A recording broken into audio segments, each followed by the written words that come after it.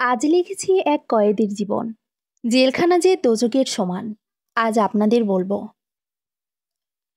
আমি মাসুদ। আমার ছোটবেলাটা কেটেছে কুকুরের মতো। কুকুর একটা স্বাধীন জীবন পায়, কিন্তু আমি পাইনি। আমার মা মারা যায় যখন, আমার তখন 3 বছর বয়স। বাবা তখন 27 বছরের যুবক। তারপর আমার দাদি বাবাকে আরেকটা বিয়ে করায়। আমি বেশিরভাগ সময় আমার দাদির কাছেই থাকতাম। দাদির কাছে থাকাকালীন কখনো মায়ের অভাব বুঝিনি। আমার নানা বাড়ির পরিবার আমাকে মেনে নেয়নি, কারণ আমার মায়ের সাথে বাবার প্রেমের বিয়ে ছিল। এমনকি মায়ের মৃত্যুতেও তারা আসেনি। আমার যখন 5 বছর বয়স, তখন আমার দাদি মারা যায়। এরপর থেকে শুরু হয় কষ্টের জীবন। আমার সৎমা আমাকে দেখতে পারত না, সবসময় আমার নামে বাবার কাছে প্যাচ লাগাতো। বাবা ছোটবেলা থেকে আমাকে খুব মারত। আমার একটা সৎ বোন ছিল। আমার সৎমা আমাকে দিয়ে সারাক্ষণ কাজ করাতো। আমি ছেলে হয়ে শাক করতাম, চাল ধুতাম, এমনকি পাটায় বসে মশলা বাটতাম। আমার সৎমা শুধু রান্না করত। ঘরে ভালো মন্দ রান্না হলে আমাকে দিত না, লুকিয়ে রাখত। আমার বাবা দোকান করত, সকালে যেত, রাতে আসতো। আমার বাবা দোকান থেকে আসার সময় আমার সৎ বোনের জন্য অনেক কিছুই আনতো, কিন্তু আমাকে দিত না। আমি স্কুলে যেতাম, কিন্তু আমাকে ঠিকমতো বই খাতাও দিত না। আর কারণে অকারণে বাবা মারত। আর সৎমা বলতো, মাকে তো খেয়েছিস, নিজে মরতে পারিস না হারামজাদা। আমি ক্লাস 5 পর্যন্ত পড়ি, আর পড়ালেখা করিনি। আমাকে বাবা করতে দেয়নি সৎমায়ের কথা ধরে। ওই সময়টাতে বাবা যা বলতো, আমার সৎমা তাই শুনতো। এমনই দিন গিয়েছে, আমার সৎমা কাজ না করার কারণে আমাকে খেতে দেয়নি। আমার বয়স যখন 10 বছর, তখন থেকে আমি একটা কুকুর পালতাম। তাকে আমি আদর করে মা ডাকতাম। তার নাম দিয়েছিলাম মা। সে সবসময় আমার সাথে সাথেই থাকতো। আমার মা কুকুরটাকে খেতে দিত না। তখন আমি আমার ভাগের ভাগ থেকে অর্ধেক আমি খেতাম, আর বাকিটা তাকে দিতাম। এদিকে তো দুজনেরই পেট ভরত না, তারপরেও কোনো রকমে বেঁচে থাকতাম। আমাদের গ্রামে কোনো বিয়ে হলে আমি যেখানে চলে যেতাম, সেখান থেকে মানুষের নষ্ট করা ভাত এনে আমি আর আমার কুকুরটাই খেতাম। তারপর ভাত বেঁচে থাকলে সেটা পানি দিয়ে রাখতাম পরের দিনের জন্য। বাজারে যেতাম রাত 9টার সময়। তখন খাবার হোটেল থেকে বাসি নষ্ট খাবারগুলো তারা ফেলে দিত। সেগুলো আমি আর আমার কুকুরটা খেতাম। সত্যি বলতে ওই বয়সটাতে আমি অনেক কষ্ট করেছি, যা বলার মতো না। আমার বাবার টাকা ছিল, মানুষকে দান করত, কিন্তু আমার বেলায় তা করতো না। আমাকে কখনোই বাবা জামা কাপড় কিনে দিত না। সবসময় সৎমা বাবার পুরনো জামাগুলোই আমায় দিত। বাবার জামাগুলো অনেক ঢিলা হতো। তারপরে আমি ছেলে হয়ে সুতা দিয়ে ওগুলো ছোট করে পড়তাম। ধীরে ধীরে বড় হতে লাগলাম। বাবার ঘরে ছেলে মেয়ে 4 জন হলো। তাদের সবাই আদর করত, আমাকে কেউ আদর করত না। আর এসব দুঃখের আমি আমার কুকুরটাকে জড়িয়ে ধরে সবসময় কাঁদতাম। কুকুরটা আমার দুঃখ বুঝত। প্রায় সময় সেও চোখের পানি ফেলত। রাতের বেলা বাবা অনেক সময় ঘর থেকে বের করে দিলে কুকুরটাকে জড়িয়ে ধরে বসে থাকতাম, না হলে ঘুমাতাম। একমাত্র পৃথিবীতে কুকুরটা ছাড়া কেউ আমার আপন ছিল না। সে আমার সব বুঝত। আমার যখন 15 বছর বয়স, তখন একদিন সৎমা আমাকে ঝাঁটা দিয়ে মারে, মশলা না বাটার জন্য। তখন আমার কুকুরটা এসে আমার সৎমায়ের হাতে কামড় বসায়। আর তখন আমার সৎমা সবাইকে ডেকে বলে যে আমি নাকি কুকুরকে লেলিয়ে দিয়েছি। ব্যাস, রাতে বাবা আসে আর আমাকে অনেক মারে। আমি মার খেয়ে উঠানে পড়ে থাকি। তারপর বাবা কোথা থেকে আসে আমার কুকুরের মাথায় বাড়ি দিতে থাকে। আমি চিৎকার করে উঠে আসি, কিন্তু ততক্ষণে আমার কুকুরের মাথা ফেটে যায় আর সে মারা যায়। আমি কুকুরটাকে ধরে চিৎকার করে কাঁদতে থাকি। আমার কান্নাতে বাড়ির আশেপাশের সবাই আসে। আমি এত কষ্ট পেয়েছি আমার কুকুরটার জন্য, যে আমার মা বা দাদি মারাতেও আমি এত কষ্ট পাইনি। আমি আজও কাঁদি তার জন্য। পরে গিয়ে রাগের বশে আমি আমার বাবাকে ইট দিয়ে মেরে মাথায় ফাটাই দিই। আর আমি কুকুরটাকে মানুষের মতো গোসল করিয়ে, কাফন কেনার টাকা ছিল না, আমার একটা সাদা শার্ট ছিল, ওটা দিয়ে মুড়িয়ে আমার কুকুরটাকে কবর দিয়ে তার জানাজা নিজে পড়ি আমি, আর তার কবর জিয়ারত করি। আমি সারা রাত রাত তার কবরের পাশে বসেছিলাম। দুপুরের দিকে বাড়িতে পুলিশ আসে। আমার বাবার মাথা ফাটাই দেওয়ার জন্য বাবা আমাকে পুলিশের কাছে ধরিয়ে দেয়। আমার সৎমা বলে, আজ মাথা ফাটিয়েছে, কাল আমাদের মেরেও ফেলতে পারে। এই জন্য বাবা পুলিশের কাছে আমাকে ধরিয়ে দেয়। আমাকে থানায় নিয়ে যাওয়া হয়। ওখানে একদিন রেখে আমাকে কয়েদখানায় নিয়ে যাওয়া হয়। চট্টগ্রামের লাল দিঘির পাড়ে ছিল। জেলখানায় নিয়ে যাওয়ার পর সেখানে অন্য এক জীবন শুরু। প্রথম এই বলে রাখি, এখন যতটা উন্নতি করছে তখন এতটা উন্নতি ছিল না। সময়টা ২০০৭ ছিল। আমি যখন জেলে যাই, কয়েদখানার ভেতরের অবস্থা অনেক করুণ। ছোট একটা রুম ছিল, ওখানে ২০ জন বা ২৫ জন গাদাগাদি করে থাকতে হয়েছে। কয়েদিখানার ভেতরে তখন বিল্ডিং ছিল ১০ বা ১২টার মতো। প্রত্যেকটা বিল্ডিং ছিল ৪ তলা। ওখানে একটা তলায় বা ইউনিটে বাথরুম সহ ৬টা করে রুম। একটা রুমে ২০ বা ২৫ জন করে রাখা হতো। মানে এত কষ্ট একটু হাত মেলে শোয়াও যেত না। প্রত্যেকটা বিল্ডিংয়ের নাম ছিল। আমি যেটাতে থাকতাম সেই বিল্ডিংয়ের নাম ছিল হালদা। আমাকে ৩ তলার একটা রুমে রাখা হয়েছিল। ২৫ জনের জন্য ছিল একটা বাথরুম, একটা গোসলখানা। বাথরুমের অবস্থা কি বলবো, না পারতে যেতে হতো। বাথরুমের দরজাও ছিল না। কেউ বাথরুম করলে তার বাজে গন্ধের রুমে থাকা যেত না। পানি ছিল অনেক নোংরা, গন্ধযুক্ত। আমি তখন ৫ দিন পর পর গোসল করতাম। ওই গন্ধ পানি দিয়ে গোসল করলে সারা শরীর চুলকাতো আর গন্ধ করত। অবশ্য যারা টাকা দিত তাদের ভালো রুমে রাখা হতো। ওখানে সব চলতো টাকার খেলা। যে টাকা দিবে সে সুবিধা পাবে। আমি সারাক্ষণ আল্লাহকে ডাকতাম আর বলতাম, আল্লাহ, আমার সৎ মায়ের অত্যাচার অনেক ভালো ছিল। এই কয়েদখানার জীবন থেকে সবার পরিবার আসতো দেখা করতে, কিন্তু আমার পরিবারের কেউ আসতো না। সবাইকে তাদের পরিবার খাবার দিত, আমাকে দিত না। জেলখানার ভেতরে খাবার বিক্রি করত, আর এমনি যেটা সরকারিভাবে দেওয়া হতো সেটা খাওয়াও যেত না। সকালে একটা রুটি দিত, দুপুরে ২ চামচ ভাত, একটু ডাল আর মাছ। তাও মাছটা এত ছোট আর পাতলা হতো বলার মতো না। রাতে আবার ভাত আর সবজি। বেশিরভাগ সময়ই কচু রান্না করে দিত। ভাতগুলো খাওয়া যেত না। ভাতগুলো এক ধরনেরই ছিল। আর ভাতে পাথর থাকতো, ভালো করে ধুতোও না। মাছ বা মাংস দিল আমার মনে হয় ধুতোও না, মাছের আঁশ রক্ত থেকেই যেত। ঠিকমতো লবণ মরিচও দিত না তরকারিতে, কিন্তু নিরুপায় হয়ে বেঁচে থাকার জন্য খেতে হতো। মুরগির মাংস তো দিত না, দিত মুরগির ছাটা ছোটা, যেমন মুরগির পা, গলা, মাথা এগুলো। আর যাদের পরিবার টাকা দিত তারা কিনে খেত। ওই খাবারগুলো মানসম্মত আর পরিষ্কার ছিল। যাদের পরিবার টাকা দিত তারা বসে বসে আরামেই খেত।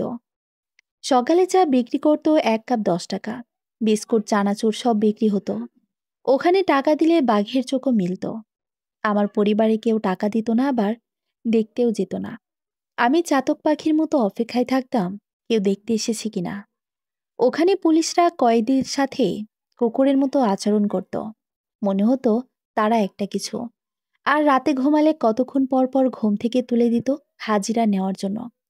রাতে ঠিকমতো ঘুমও হতো না। আমার দায়িত্ব ছিল রুমে প্রতিদিন ঝাড়ু দেওয়া আর বাথরুম পরিষ্কার করা। কারণ আমি কোনো টাকা দিতে পারতাম না তাই। পুলিশদের মাসে ৫০০ করে টাকা দিল ওরা। কোনো কাজ করায় না, টাকা না দিলে কাজ করায়। খিদার যন্ত্রণায় মরে যেতাম। এত এত ক্ষুধা ছিল। পেট ভরে তারা ভাতও দিত না। ওখানে কয়েদের মধ্যে কেউ ভাত না খেলে সেই ভাত নিয়ে কাড়াকাড়ি পড়ে যেত।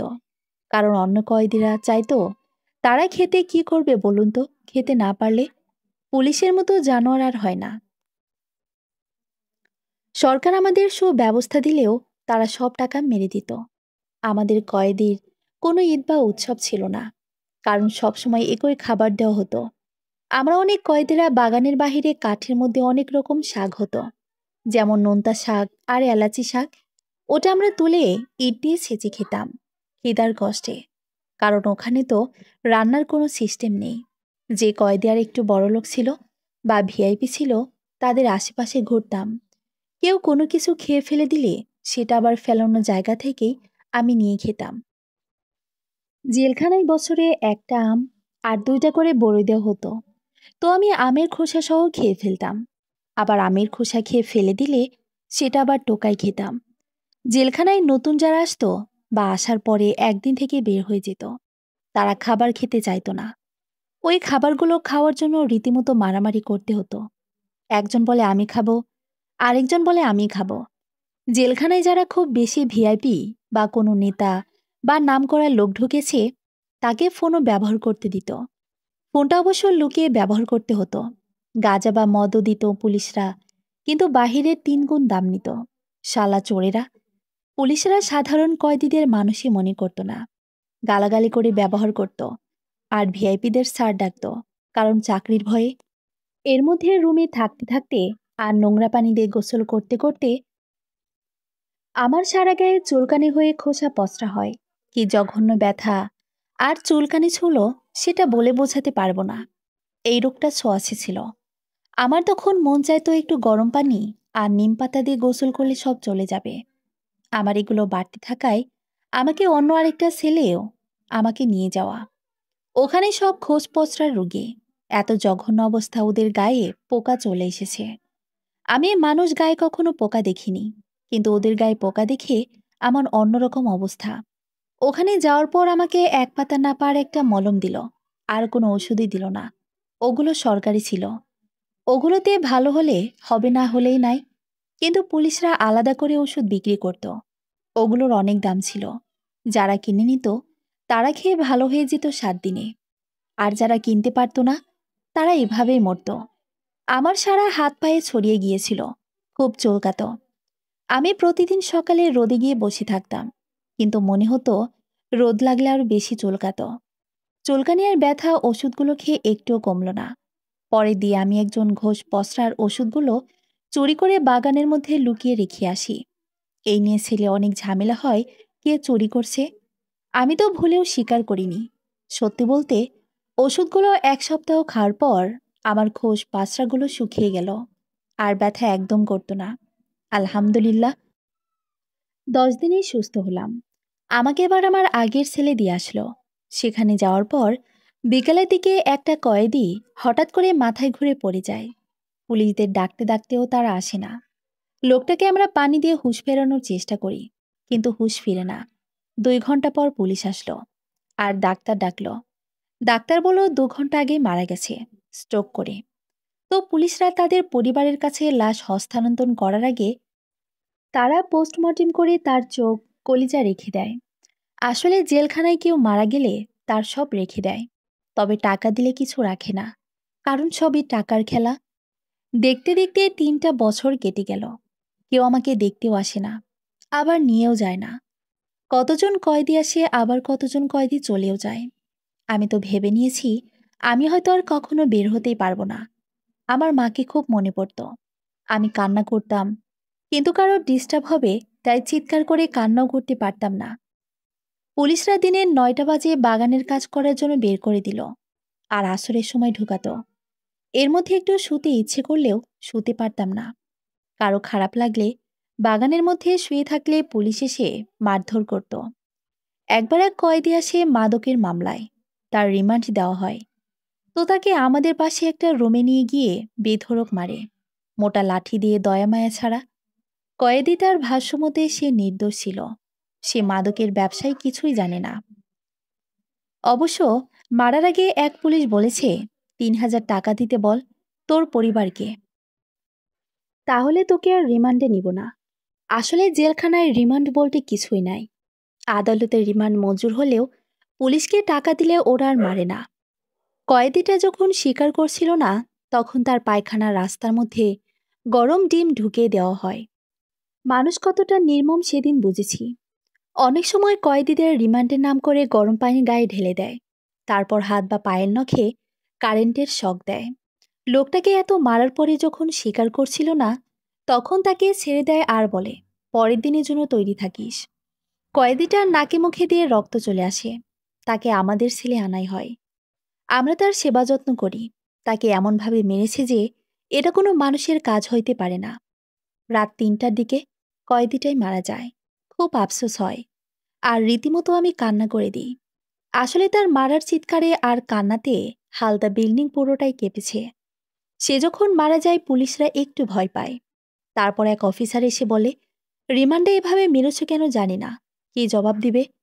কয়েদিটার পরিবার থেকে লাশ গ্রহণের জন্য কেউ আসেনি, তার জানাজাও হয়নি, আর গোসলও না। পুলিশরা বেওয়ারিশ কয়েদি হিসেবে লাশ 7 দিন রাখার পর দাফন করে ফেলে। এমন মৃত্যু যেন কারো না হয়। আমাদের হালদা বিল্ডিংয়ের পাশে ছিল 2য় তলার এক বিল্ডিং, তার নাম ছিল শাপলা। ওই বিল্ডিংটাতে অনেক ভৌতিক ঘটনা রয়েছে। ওই বিল্ডিংটাতে কোনো কয়েদি থাকতে পারত না, কারণ তারা রাত হলে অনেক মানুষ কান্না শুনতে পেত। তারপর মনে হতো কেউ হাঁটছে, কেউ দেওয়ালো মাথা বাড়ি দিচ্ছে, আর সেটা রাতে হলে শোনা যেত। এই জন্য ওই বিল্ডিংটাতে কেউ যাতায়াত করতো না, আবার কেউ যেতেও না, নিষিদ্ধ ছিল। আমরা যে সেলে থাকতাম সেই সেলে কারেন্টের একটা সমস্যা দেখা দেয়। আমাদের 4 তলার একটা সেলে নিয়ে যাওয়া হয়, আর ওই 4 তলায় পুরোটা খালি ছিল, শুধু 2টা সেল বাদে। আমরা রাতে কেউই ঘুমাতে পারতাম না। ছাদ থেকে লাফালাফির আওয়াজে পুলিশকে বললে তারা বলতো ঘুমা, তারা এড়িয়ে যেত। আর আমাদের সেলটা অনেক ঠান্ডা থাকতো, এত গরমকাল হওয়ার সত্ত্বেও। আবার মাঝে মাঝে অনেক গরম হয়ে যেত। এই সেলে আসার পর প্রায় সময় খেয়াল করতাম ঘুমের মধ্যে গালে থাপড় দিতেছে বা লাথি মারতেছে। আমরা যারা কয়েদি ছিলাম, আমরা কিন্তু এমন ছিলাম না। আবার আমাদের মধ্যে নতুন কয়েদিও আসে নাই। আর এটা এখানে আসার পর থেকেই হচ্ছে, আগে হতো না। কারণ আমরা আগে 3 তলায় ছিলাম, তাই ব্যাপারটা সবার জানা। রাতের বেলা কয়েদিরা কেঁদে ঘুম থেকে উঠে যেত আর বলতো, আমাকে এভাবে কে মারছে? গালে 5 আঙ্গুলের দাগ, আর শরীরে যে অংশে মারত সেই জায়গায় দাগ থাকতো। বাথরুমে রুমের সাথেই ছিল। আমরা সব কয়েদি ছেলে, কিন্তু বাথরুম থেকে পানির আওয়াজ বা পাদের আওয়াজ। বাথরুমে যে দেখলাম কেউই নেই। রীতিমতো সবাই ভয় পাচ্ছিলাম। একদিন রাতে আমরা কয়েকজন কয়েদি গল্প করছিলাম, আর কিছু কয়েদি ঘুমাচ্ছে। একজন হঠাৎ করে ঘুম থেকে উঠে কান্না করতেছে আর বলতেছে, আমাকে কে লাথি মারছে? আমরা বলি কেউ মারিনি। আসলে ওখানে লাথি মারার প্রশ্নই আসে না। আমরা বসে গল্প করতেছি, লাথি মারলে অবশ্যই দেখতাম এর কিছুক্ষণ পর অন্য কয়েদি বলে আমাকে থাপ্পড় মারছে। তখন আমরা ভয়ে আজান দিলাম। যাই হোক, রাতটা কোনো রকমই কাটল। সকালে কোনো খাবার আসলো না। আমরা পুলিশকে জিজ্ঞেস করলে বলে খাবারের সংকট, তাই এখন থেকে একবেলা খাবার দেওয়া হবে। এটা শুনে তো অবস্থা খারাপ। এমনিতেই পেট ভরে খাবার দেয় না, এখন আবার নাকি একবেলা দিবে। সন্ধ্যা 6টা বাজে, শুধু ডাল দিয়ে ভাত দিল। কিন্তু খাবার তারা বিক্রি করতেছে। যাদের থেকে টাকা আছে তারা কিনে খাচ্ছে, আর যাদের থেকে নেই তাদের অবস্থা অনেক খারাপ। আমরা খিদার জ্বালায় বাগান থেকে কাঁচা কাঁচা পাতা খেতাম, আম পাতা খেতাম। তারপর যারা খাবার কিনে খেত তাদের এঁটোটা খুঁজে খুঁজে খেতাম। কি যে কষ্ট বলে বোঝাতে পারবো না। আর একটা কথা আপনাদের বলি, অনেকে হয়তো জানেন বা জানেন না, জেলখানায় সেক্স কমানোর খাবারের সাথে সেক্স না ওঠার ঔষধ মিশানো হতো। এই জন্য যারা কয়েদি তাদের সেক্সে থাকে না জেলখানায়। এভাবে কষ্ট করে 1 মাস কাটল। আমি আসার সময় 2টা লুঙ্গি, একটা গেঞ্জি, একটা জামা এনেছিলাম। এগুলো এখন অনেকটাই ছিঁড়ে গেছে। জেলখানায় তো আমাকে কেউ দেখতে আসে না। জামা কাপড় তো জেলখানায় দেওয়া হয় না। একবার এক কয়েদি জেল থেকে যাওয়ার সময় আমাকে কিছু জামা দেয় দয়া করে। সেটা দিয়ে কোনো রকম চলছে। দেখতে দেখতে 5টা বছর কাটল। কেউ তো খবর নিলও না, কেউ দেখতেও আসে না। আমার তো মনে হলো এই জীবনে হয়তো আর কখনোই ছাড়াই পাবো না। এর মধ্যে আমাদের রুমের একজন কয়েদি মারা গেল। আসলে জেলখানার মৃত্যু যেন কোনো শত্রুরও না হয়। কয়েদি তার এবার আর চোখ অন্য কিছু নিল না, কারণ তার পরিবার টাকা দিল পুলিশদের।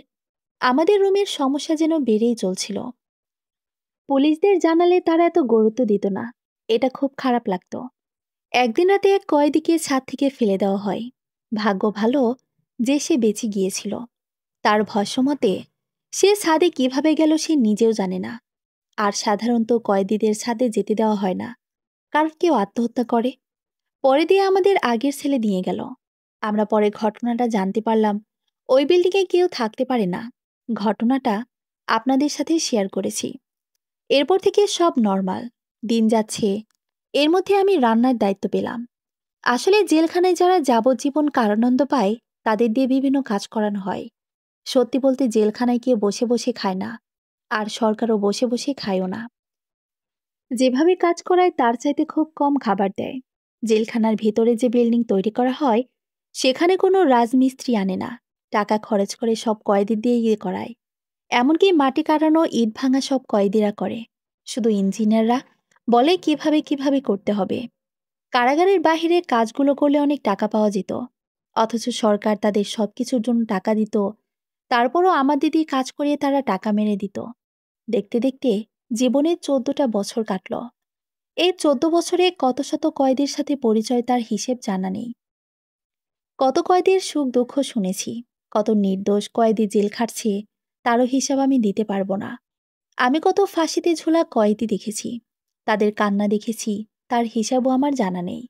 এখন আমি দেখতে পাগলের মতো, চুল কাটার কোনো সাইজ নাই, যেভাবে পারছি অধলয় কেচি দিয়ে কাটছি।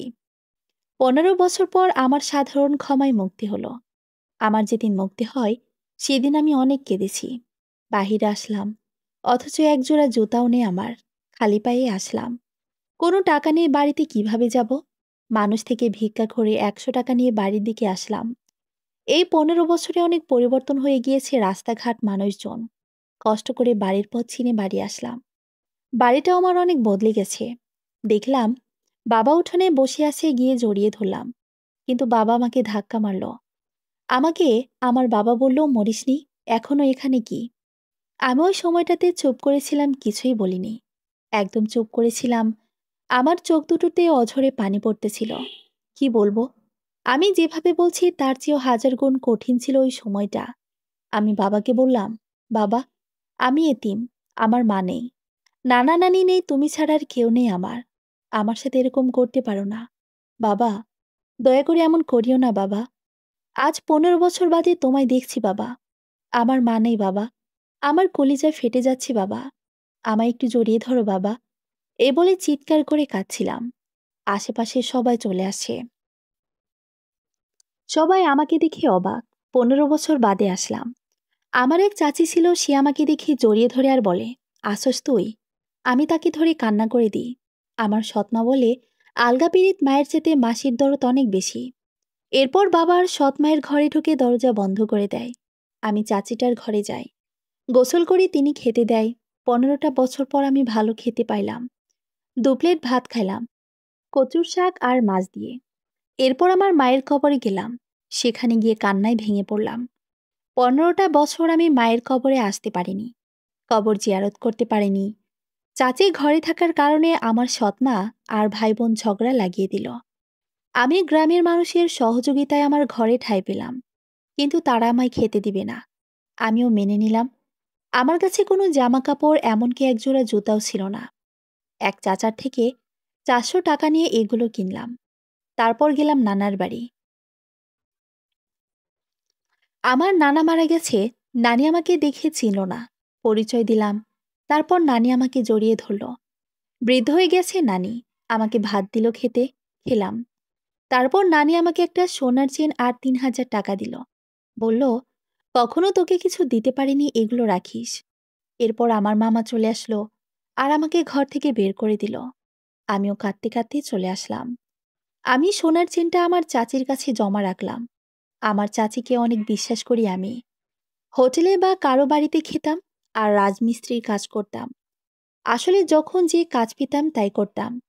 আমার সৎ ভাই বোনেরা আমায় দেখতে পারত না, সবসময় আমার সাথে ঝগড়া করত। আমি চিন্তা করলাম, এখানে আর থাকবো না, ঢাকায় চলে যাব, সেখানে গিয়ে কিছু করব। 1 মাস অনেক আনন্দেই ছিলাম, কিন্তু সুখ কপালে রইল না। এক রাতে পুলিশ আসলো আবার ঘরে। আমি যে ঘরে থাকতাম সে ঘরে আমি ঘুমিয়েছিলাম। রাত 3টার দিকে আসলো। ঘরে এসে আমার ঘর চেক করতে লাগলো। আমার বিছানার নিচে 1 প্যাকেট হেরোইন আর গাঁজা পেল। আপনারা বিশ্বাস করেন, এগুলো আমি করিনি। সারা দিন কাজে ছিলাম। রাত 10টায় এসেছিলাম, এসে ঘুমিয়ে গিয়েছি।